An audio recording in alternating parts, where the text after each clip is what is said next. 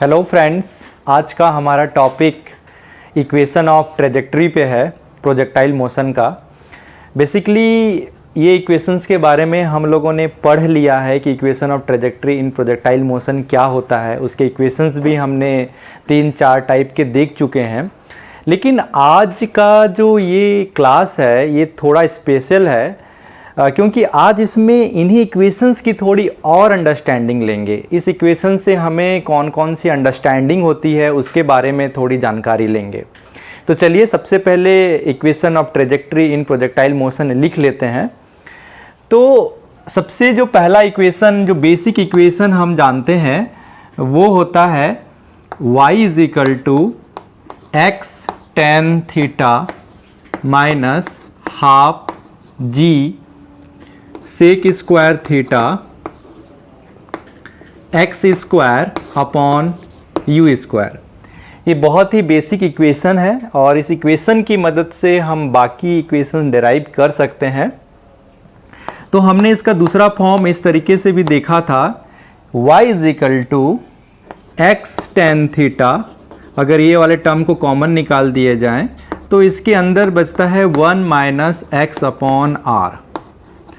मैंने आपको tan theta का मीनिंग भी बताया था लास्ट क्लास में। वो ये था कि जो टेन थीटा होता है वो 4h अपॉन आर होता है। तो जब इसको टेन थीटा को 4h अपॉन आर से अगर हम रिप्लेस कर दें तो ये जो इक्वेशन 2 है वो इस तरीके से रिप्लेस किया जा सकता है, y is equal to 4h x upon r 1 minus x upon r. इसको फर्दर हम इस तरीके से भी लिख सकते हैं, y is equal to 4h small t upon capital T 1 minus small t upon capital T, जहां स्मॉल t एक जनरल टाइम को बताता है and capital T time of flight को बताता है। सिमिलरली स्मॉल x जो है वो हॉरिजॉन्टल डायरेक्शन में डिस्टेंस को बताता है एंड r रेंज को बताता है। तो इस तरीके से हमने 4 फॉर्म में इक्वेशन ऑफ ट्रेजेक्ट्री देखा था प्रोजेक्टाइल मोशन में। इस तरीके से 4 फॉर्म आपको याद रहनी चाहिए। इन्हीं 4 फॉर्म को यूज करते हुए मैं कुछ और भी अंडरस्टैंडिंग ले सकता हूं। जैसे मैं यहां पे पहली अंडरस्टैंडिंग अपनी बनाना चाहता हूं कि मान लीजिए ये वर्टिकल एक्सिस है जिसको मैं y से डिनोट कर रहा हूं और इधर की ओर x एक्सिस है और ये पॉइंट ऑफ प्रोजेक्शन है। मतलब यहां से कोई पार्टिकल को हॉरिजॉन्टल से एक एंगल बनाते हुए फेंका जा रहा है। तो डेफिनेटली ये जो मोशन होगा ये प्रोजेक्टाइल मोशन होगा और इसमें जो पाथ बनेगी वो पाथ जो रहेगा पैराबोलिक शेप का रहेगा। और यहाँ पे वेलोसिटी, इनिशियल वेलोसिटी को मैंने u से शो किया है, ये हॉरिजॉन्टल से थीटा एंगल बना रहा है। इतना हमें पता है। अभी इसी थ्योरी को यूज करते हुए मान लीजिए कि मैंने एक रैंडम पॉइंट लिया है। ये जो पॉइंट है यहाँ से पॉइंट ऑफ प्रोजेक्शन से x डिस्टेंस पे है। अगर हम इसको 0 0 मान लें, इसको ओरिजिन मान लें, तो ये x डिस्टेंस पे है और ये y है। तो ये वो पॉइंट है जिसको हम इन जनरल एक p पॉइंट से डिनोट कर रहे हैं जिसका कोऑर्डिनेट x y है। हमने वेलोसिटी और एंगल इस तरीके से डिसाइड किया है कि ये पॉइंट p जिसका कोऑर्डिनेट x एंड y है उसको टच करते हुए ये प्रोजेक्टाइल मोशन कर रहा है पार्टिकल। तो इससे मुझे क्या अंडरस्टैंडिंग मिल सकती है? मान लीजिए कि इस तरीके से पार्टिकल किसी एक एंगल थीटा पे u वेलोसिटी पे फेंकने से पार्टिकल का जो पाथ है वो इस तरीके से है। कहने का मतलब ये है कि जो y हाइट है उसका जस्ट एपेक्स को टच करते हुए ये प्रोजेक्टाइल निकल जाता है। तो आप देख रहे होंगे कि ये जो बचा हुआ डिस्टेंस है वो डिस्टेंस r माइनस एक्स है। r माइनस एक्स क्यों? क्योंकि ये जो कंप्लीट डिस्टेंस है वो होगा r। मान लीजिए हमारे पास एक ट्रायंगल इस तरीके से हम इसमें ड्रॉ कर सकते हैं।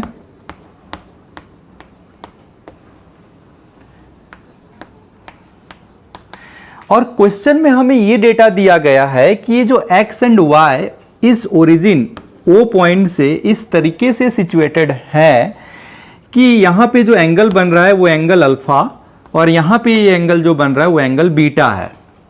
हमको क्वेश्चन में दिया गया है कि हमें एक डिस्टेंस दे दी गई है जिसको हम x कह रहे हैं, वहाँ पे मान लीजिए हमें एक वॉल दिया गया है जिसको हम y कह रहे हैं, वॉल की हाइट y है और यहाँ पे कोई पार्टिकल O पॉइंट से फेंका जा रहा है इस तरीके से कि ये वॉल के अपर पॉइंट को टच करते हुए दूसरे तरफ गिर रही है। अब हमें ये भी पॉइंट पता है, ये जो पॉइंट आप देख रहे होंगे, सपोज मैं इसको कोई नाम A नाम देना चाहता हूँ, तो ये जो पार्टिकल है O से लेकर A पर गिरती है, ये दोनों पार्टिकल के पॉइंट्स हैं, एक्सट्रीम पॉइंट्स हैं इस प्रोजेक्टाइल मोशन में। और इस तरीके से हमको ये भी दिया गया है कि अल्फा एंगल बनाता है, ये बीटा एंगल बनाता है, लाइक दिस।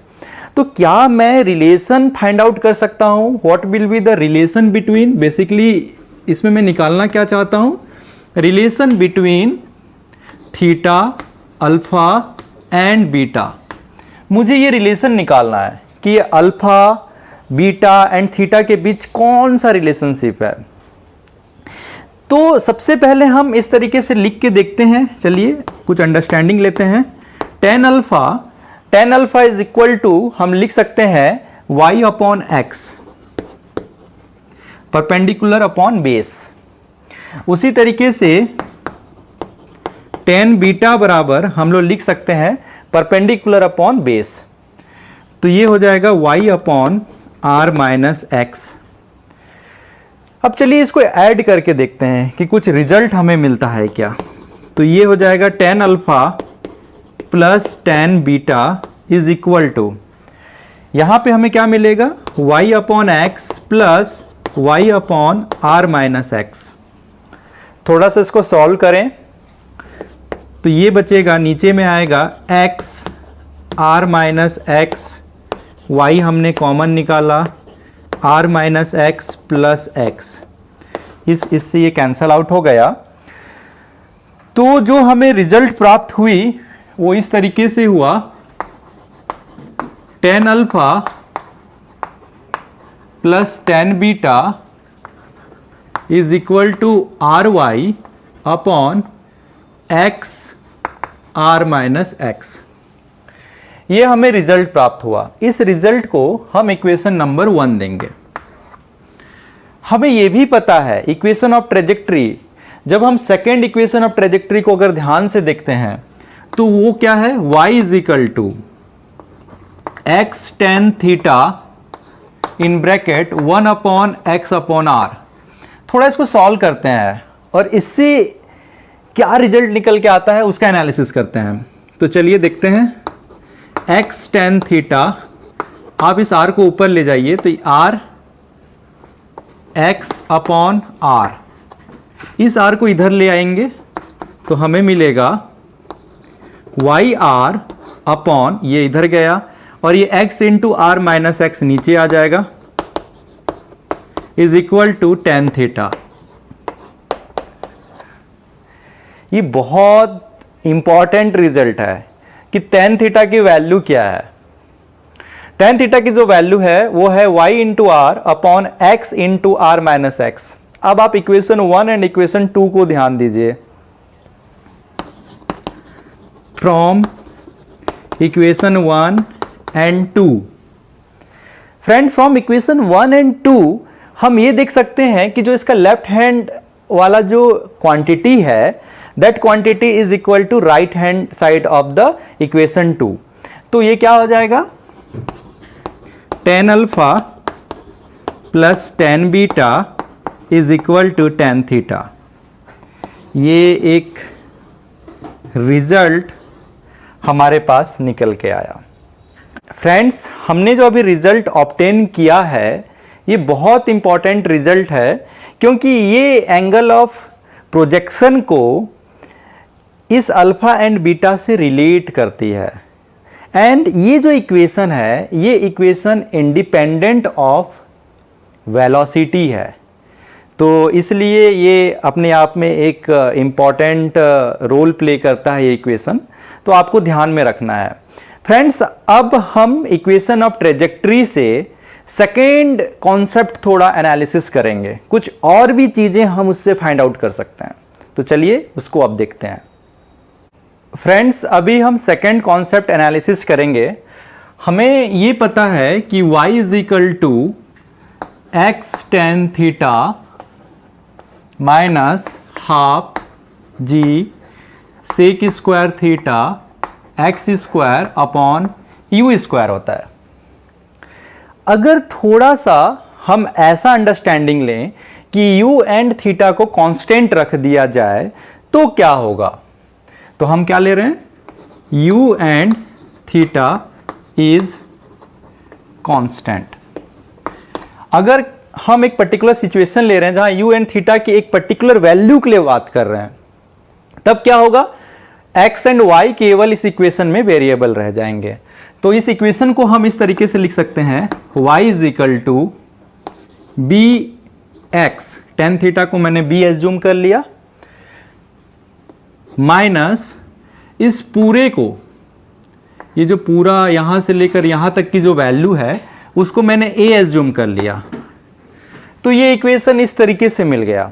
अब ये जो y है that is only function of x। हमको क्या नजर आ रहा है यहां पे, y is only function of x। और ये कैसा फंक्शन है y फंक्शन ऑफ x तो है, लेकिन ये फंक्शन ऑफ x कैसा है, क्वाड्रेटिक इक्वेशन है। ये जो देख रहे हैं आप, ये बेसिकली क्या है, क्वाड्रेटिक इक्वेशन, क्वाड्रेटिक। ये जो x है उसका पावर 2 है। इसका मतलब यह है कि y के सिंगल वैल्यू के लिए x की दो वैल्यू हमें प्राप्त होंगी। तो अगर मैं कोई भी एक प्रोजेक्टाइल मोशन का डिस्कशन करूं, एक पर्टिकुलर एंगल एक पर्टिकुलर वेलोसिटी के लिए, सपोज ये u वेलोसिटी है, थीटा एंगल है, और अगर मैं एक सिंगल y लूं, अगर मैं y की कोई वैल्यू लूं यहां पे, सपोज मैंने ये पॉइंट चूज किया, इस पॉइंट में y की एक डेफिनेट वैल्यू होगी, सपोज ये y है, तो यहां पे आपको एक x1 मिल रहा है, ये x1 हो गया। आप देख रहे होंगे कि मैं इसको सेम लेवल को अगर मैं आगे एक्सटेंड करूं तो ये अगेन इस कर्व को काट रहा है, अगेन इस कर्व को काट रहा है, और यहां पे मुझे सेम y मिल रहा है, और इसके करस्पॉन्डिंग मुझे एक x2 भी प्राप्त हो रहा है। तो ये इक्वेशन वही बताता है कि y की सिंगल वैल्यू के लिए x की दो वैल्यू हो सकती हैं। दोनों वैल्यू कॉन्साइड कहां पे करती हैं, मैक्सिमम हाइट पे। यहां पे ये जो मैक्सिमम हाइट वाला y है, अगर y is equal to h हो जाए तो क्या होता है, x1 इक्वल टू x2, और उसकी जो वैल्यू होती है वो होती है r/2। ये ध्यान रखिएगा। इसका स्पेशल केस क्या है, इस इक्वेशन का स्पेशल केस क्या है, कि यदि y is equal to h हो जाए, if y is equal to h, तो जो x की दो वैल्यू प्राप्त होने वाली थी, अब वो दो वैल्यू प्राप्त नहीं होगी, और उसके जगह पे क्या हो जाएगा, x1 is equal to x2, और उन दोनों की वैल्यू हो जाएगी r/2। हमें क्लियर है, क्यों, क्योंकि ये जो वैल्यू है ये वैल्यू है r/2। तो ये तो हमें पता है। तो ये इक्वेशन का एक और मीनिंग हमने अभी डिराइव किया। अगर हम इसको दो नंबर कॉन्सेप्ट कहें तो ये दो नंबर कॉन्सेप्ट हमने ये देखा कि एक सिंगल y के लिए x की दो अलग अलग वैल्यू हो सकती हैं, होगा ही जरूरी नहीं है, हो सकती हैं। अब ये केवल एक ही कंडीशन पे सेम वैल्यू होती है जब y is equal to h होता है, तो x1 equal to x2 is equal to r/2। में हम दूसरा कंक्लूजन ये भी निकाल सकते हैं कि x1 plus x2 is equal to always r। ये भी ध्यान रखिएगा, ये कंक्लूजन भी हम ड्रॉ कर सकते हैं, क्योंकि ये सिमेट्रिक है। जितना x1 अगर ये x2 है तो डेफिनेटली ये भी x2 ही होगा। ये इक्वेशन सिमेट्रिक होता है। इसका मतलब क्या है, x1 plus x2 always r को शो करेगा। अब इसको हम कैसे समझें कि x1 plus x2 always r को शो करेगा? क्या इसको हम मैथमेटिकली चेक कर सकते हैं? यहां पे मैंने मैथमेटिकली नहीं दिखाया है कि x1 प्लस x2 r को शो करेगा, लेकिन क्या इसको हम मैथमेटिकली चेक कर सकते हैं कि x1 प्लस x2 r को शो करेगा? तो चलिए थोड़ा सा वर्क करते हैं। इसको हम इस तरीके से भी लिख सकते हैं, इसी इक्वेशंस को, इसको ऐसा लिखा जा सकता है ax² माइनस bx, मैंने इसको इधर ले आया, इसको इधर ले आया, तो बचेगा y इज इक्वल टू 0। अभी यहां पे y वेरिएबल नहीं है, एक कांस्टेंट है, क्योंकि मैं y की कोई वैल्यू ले लिया हूं।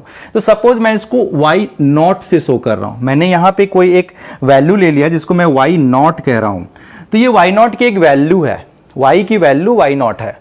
अब इसको हम क्या लिख सकते हैं, वही 10th वाला फॉर्मूला, माइनस बी, लेकिन ऑलरेडी यहां पे माइनस है, तो ये हो जाएगा plus B plus minus under root b² minus 4a और c की जगह पे y0 अपॉन 2a। ये इस तरीके से मेरे को 10th का फॉर्मूला यूज करके मैंने क्या कर लिया, x का वैल्यू फाइंड आउट कर लिया। ये फॉर्मूला आपने 10th में पढ़ा ही होगा। अब इसमें क्या है, x1 is equal to b plus under root b² minus 4a y0 upon 2a and x2 is equal to b minus under root b² minus 4a y0 upon 2a। आप थोड़ा ध्यान दीजिए, अगर मैं x1 प्लस x2 करूं तो ये plus है और ये माइनस में है, दोनों कैंसल आउट हो जाएंगे ये वाले टर्म, और केवल बचेगा b प्लस b, जिसको हम 2b लिख सकते हैं।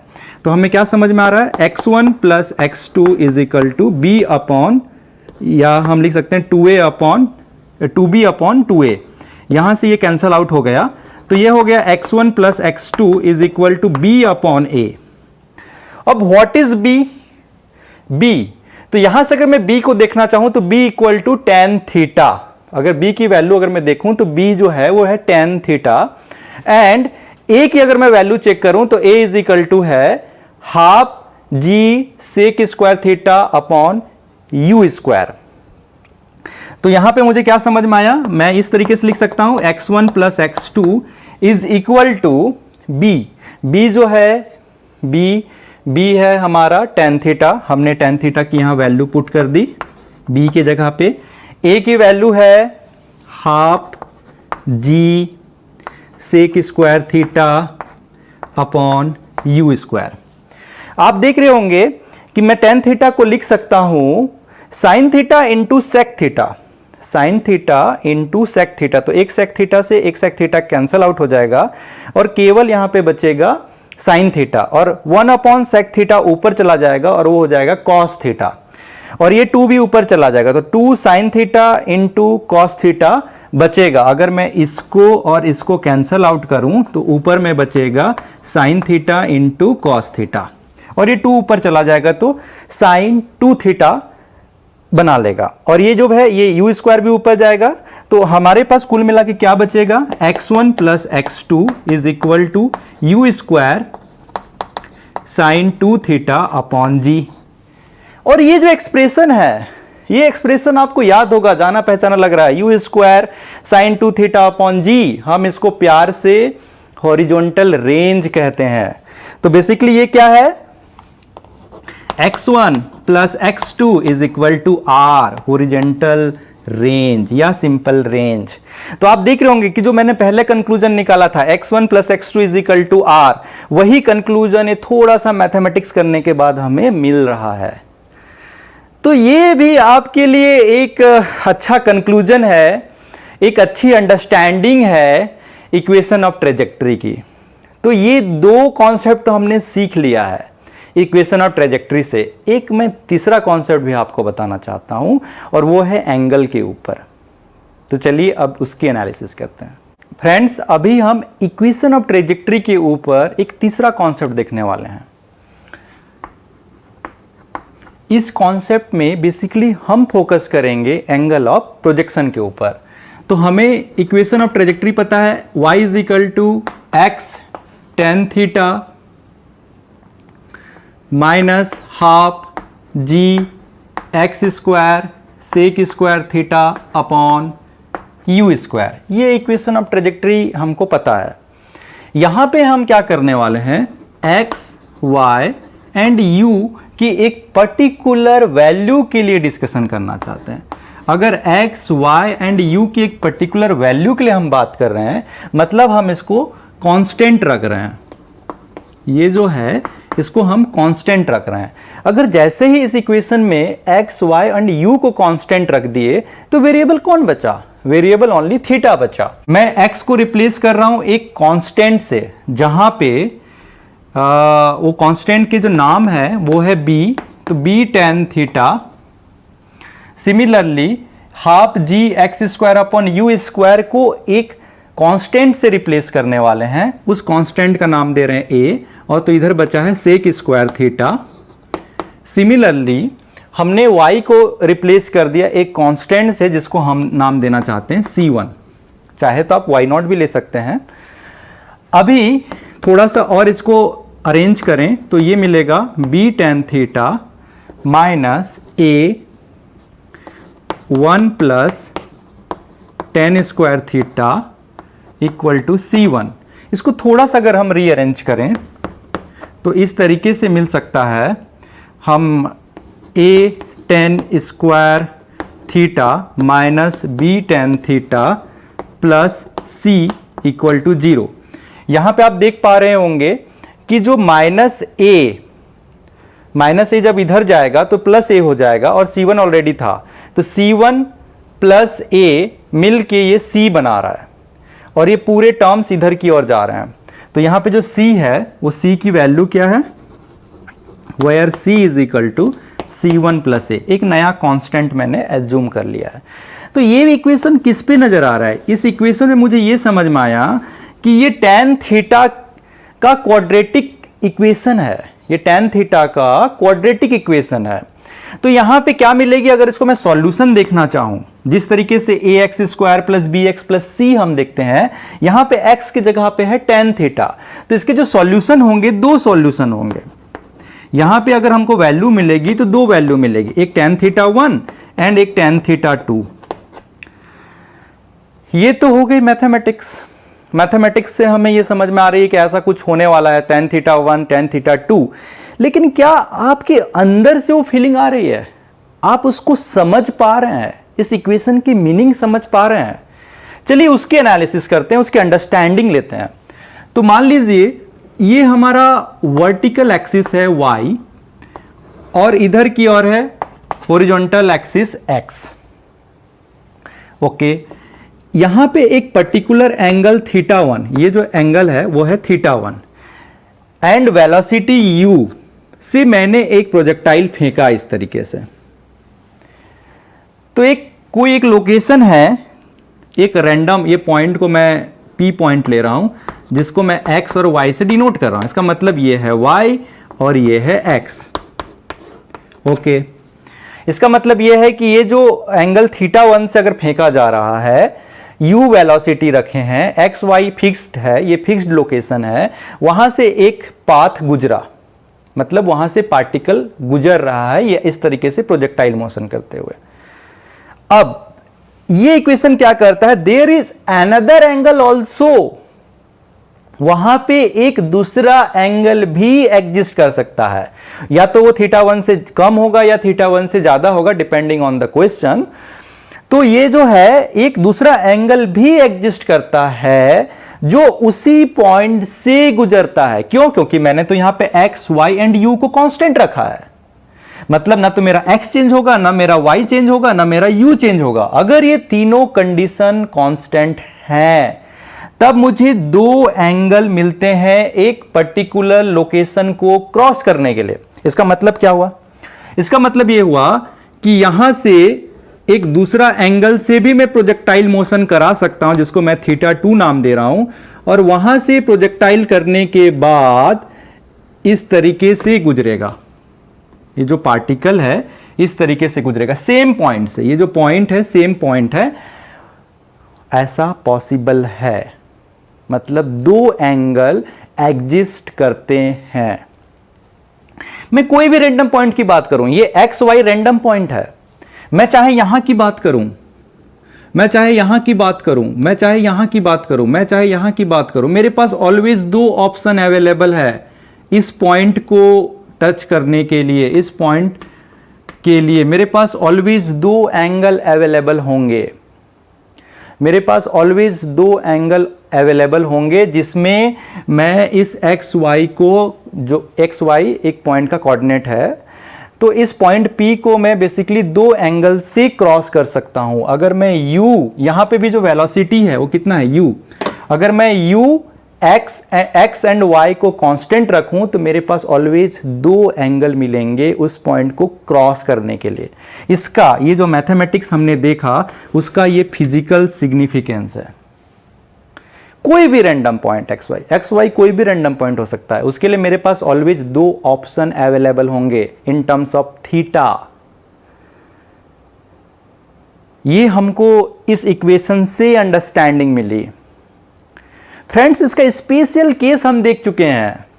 स्पेशल केस क्या था, याद करने की कोशिश करिए। इसका स्पेशल केस क्या है? इसका स्पेशल केस क्या है? यदि x इजिकल टू आर हो और y इजिकल टू 0 हो तो आपके पास एंगल के दो ऑप्शन मिलते हैं। एक एंगल को अगर मैं θ1 इजिकल टू थीटा लिखता हूं तो दूसरा एंगल मुझे मिलता है 90 माइनस थीटा। हमने ये देखा है कि यदि मैं थीटा लूं या मैं 90 माइनस थीटा लूं, इन दोनों ही केस में जो रेंज की वैल्यू होती है, जो x की वैल्यू होती है, जिसको हम रेंज कह रहे हैं इस पर्टिकुलर केस में, वो दोनों सेम होता है, क्योंकि y इक्वल टू तो दोनों के केस में 0 है। जब भी हम रेंज की बात कर रहे हैं, एक्सट्रीम पॉइंट की बात कर रहे हैं, हॉरिजॉन्टल प्लेन पे जहां से फेंका गया था उसके हॉरिजॉन्टल प्लेन में अगर हम रेंज की बात कर रहे हैं तो थीटा एंड 90 माइनस थीटा हमको दो ऑप्शन मिलते हैं। ये इसी का स्पेशल केस है। हमने ये चीज अलग तरीके से भी देख चुका है। अभी इसको हम थोड़ा मैथमेटिक्स से भी समझेंगे। इसी स्पेशल केस को हम डेराइव करने की कोशिश करेंगे। तो चलिए इसको डेराइव करते हैं। फ्रेंड्स, अभी इस स्पेशल केस जो हमने अभी डिस्कस किया, इसकी value x equal to R and y equal to 0 हमारे स्टैंडर्ड इक्वेशन में पुट करते हैं और देखते हैं कि क्या ये रिजल्ट हमें मिलते हैं। अभी कॉन्सेप्ट क्या है? अगर मैं x इजिकल टू आर, क्योंकि ये किसी भी x किसी भी y के लिए दो एंगल का ऑप्शन देता है ये इक्वेशन।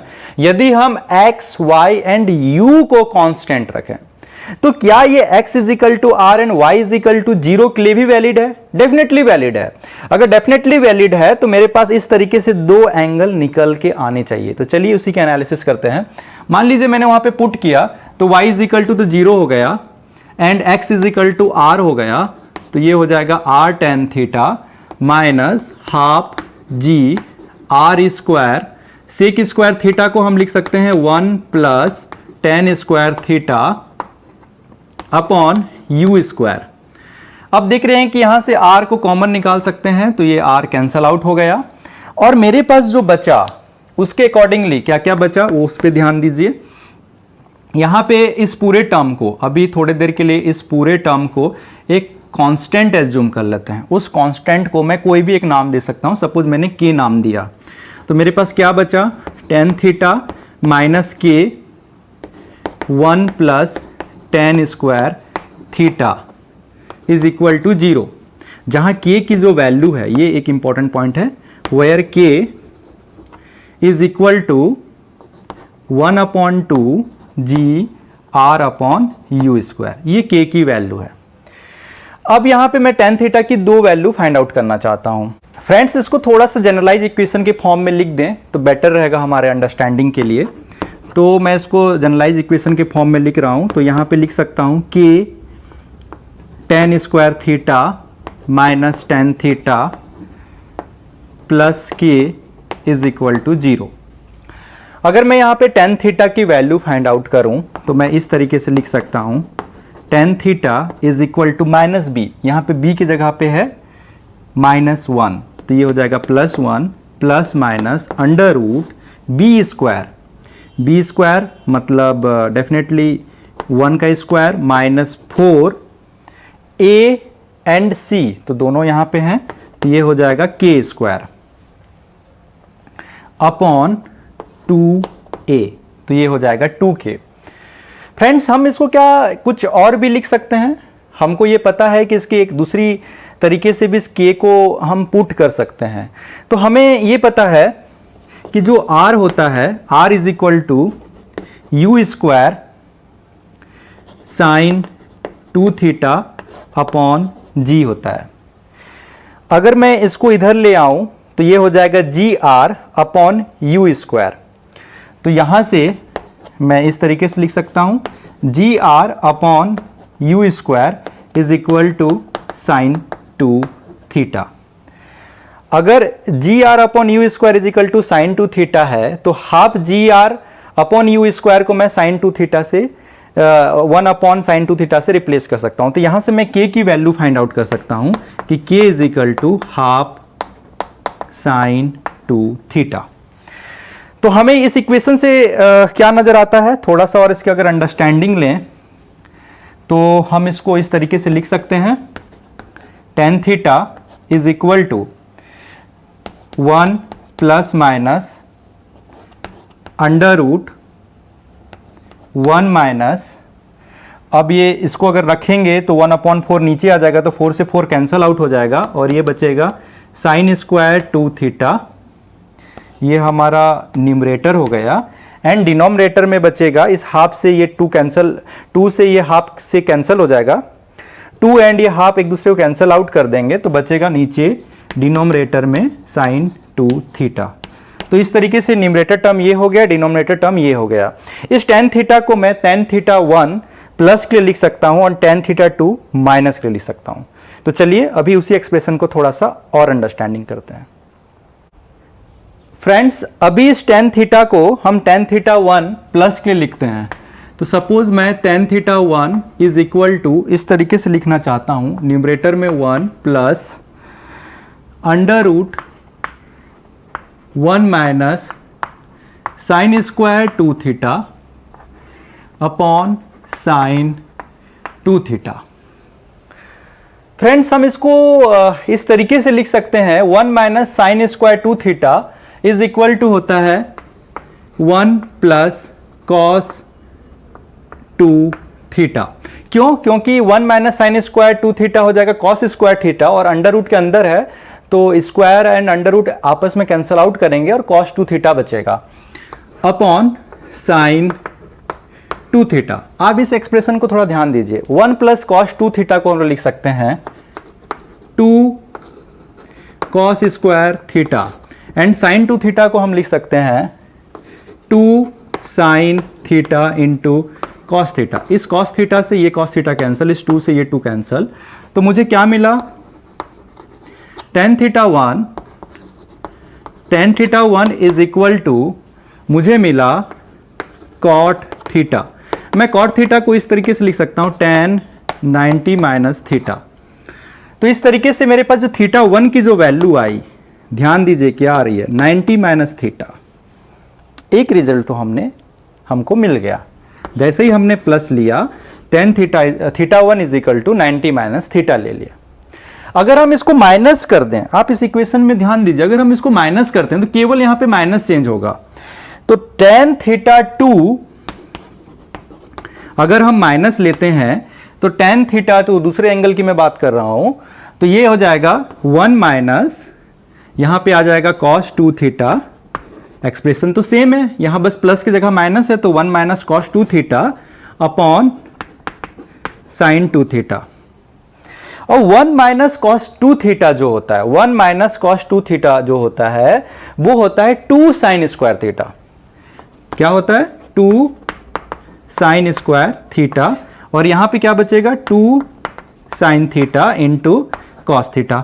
साइन थीटा से ये वाला कैंसिल, इससे ये वाला कैंसिल, तो मुझे क्या मिला, मुझे ये मिल रहा है कि tan theta 2 is equal to tan theta, क्योंकि यहां पे बचा क्या है, sine theta upon cos theta ही तो बचा है जिसको हम टेन थीटा लिखते हैं।